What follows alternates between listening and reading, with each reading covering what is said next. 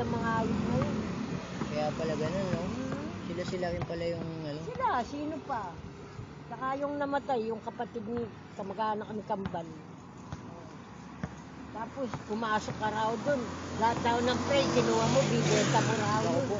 Pag pa nang pumapasok ka ron, tinitignan kanila. Nabibenta ba yun? Oo, Bira naman. tinitignan kanila. Ayaw sumagot. Ayaw sumagot. Ay, sumagot eh. Nagagalit siguro dahil nga paninira ang ginagawa sa akin. Yung panganay, parang ano, hindi siya kumikibo. Ano sabi sa inyo nun, da?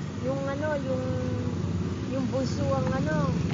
Tapos sabi ko, bakit naman, magkatapat kami doon, siya dito. Doon sa burulan na mama mo. Doon siya nakaupo. Sabi ko, alam yun. Sabi ko, pag kami ang si Manong, ako pinagtatawa.